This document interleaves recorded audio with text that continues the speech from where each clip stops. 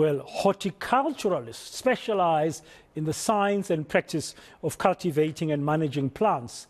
This Women's Month, we're celebrating one lady in particular. She works as the Senior Operations Director at the Commonwealth War Graves Commission in South Africa. And she's been maintaining and preserving the legacy of fallen South African soldiers. Joining me now is Joey Monareng. Joey, welcome to today, and thank you very much for joining us just to share a little bit about what you do and why it's important. Why did you become a horticulturalist? Well, you know, when I was growing up, firstly, good afternoon, Braden, and thank you for having me. You know, I grew up in a household where, you know, there wasn't girl work or boy work. We did everything. So Saturdays was gardening.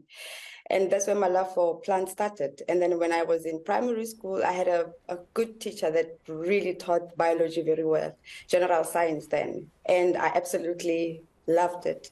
Went to high school and I had a teacher equally that was passionate about nature. And, you know, I started really paying attention to gardening, to plants, to nature.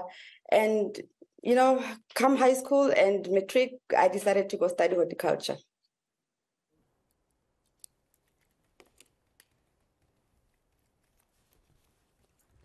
Yeah.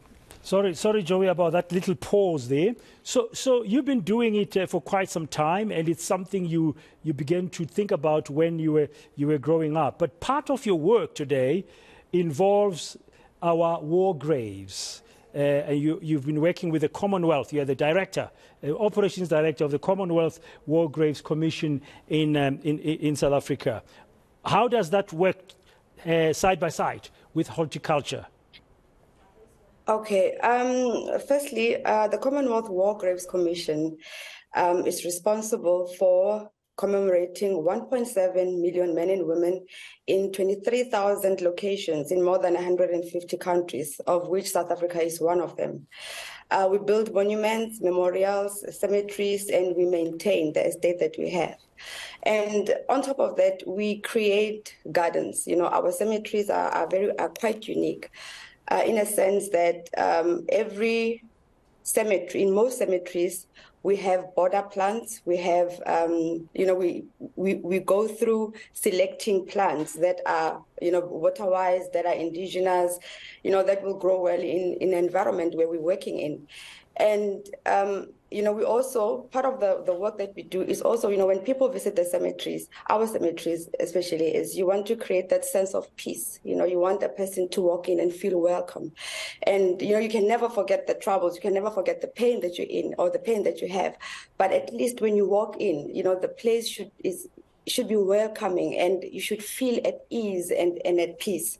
So that is where the horticulture part comes in. Wow, that's really beautiful. Why, in your view, you believe it's so important for us to honor our ancestors, for example? I mean, the fallen soldiers in the particular case, in terms of your work.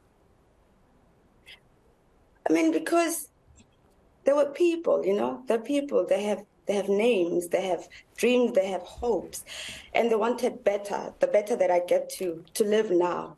And, you know, being a Black person, remembrance is very important. You know, you grow up being told stories about your ancestors, your great-grandfather, people that you never met, that impacted decisions or that impacted the lives of their own families. So as a South African, as a South African at this moment, it's quite important. It's part of who we are. It's part of our heritage. Yeah. I was in Maputo the last 2 weekends. I spent it in Maputo, and on one of the occasions I was at a local cemetery, the main cemetery in Maputo, and I saw there's a big section there with Portuguese soldiers. I mean, from colonial days and even during the Liberation War, some of them died in the fight for liberation with Frelimo around the early 70s, and they are still buried there. I mean, you walk around there, you see these names, as you said, and these are people who come from a different continent. They came here for all sorts of reasons, including colonialism, but their graves are still preserved. Of course, the Commonwealth War Graves Commission. One of the reasons that I'm proud to work for the organization is that it's been in existence for over a century. I mean, we're still taking care of the soldiers that died in the First and the Second World War, and we do it with so much passion and so much commitment. We do have cemeteries, just to say, Dan. We do have cemeteries in South Africa where we have First and Second World War soldiers that are buried. We have in Cape Town. Actually, in South Africa, we have about 21 constructed sites, and then we have about 1,100 sites spread across Southern Africa. So you should visit one in South Africa. Yes, no, I will. I was there for a family reason. But tell me, are we doing a good job in looking after these sites, these memorials? Let's call them that. We do. We are doing a good job because heritage is part of who we are. History is part of who we are. It's where we've been, not us per se, but it's where our forefathers, our ancestors have been.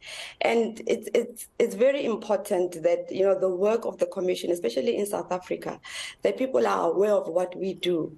Like, for example, we will be building a monument in Company Gardens in Cape Town of 1,700 black soldiers that have no known grave. So it is very important. Yeah, thank you very much. Now, just as we conclude, it is Women's Month, and we're honouring you and the work you do, and you really are passionate about the work you do. It comes across. If a young woman was listening and they want to follow your path, what advice would you give them today? Believe in yourself. Believe in you first. Whatever dreams that you have, don't put them on the side for anything.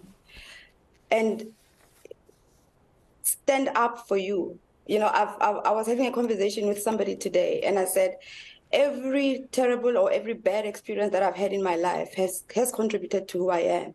It has made me who I am. It has made me look at things quite different, and it has made me appreciate life even more. And, even things that I've gone through, I believe that those bad experiences, they've prepared me for everything going forward.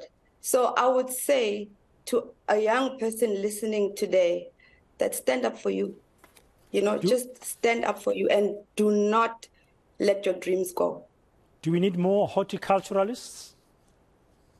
Of course, yes, we do. Female horticulturists, we do. Okay. Look, horticulture is about creativity as well. So yes, we do need. Thank you very much for your time this afternoon and today, and well done to you. We wish you well with your work. That's horticulturalist Joey Monareng. She's also the Senior Operations Director at the Commonwealth War Graves Commission in South Africa.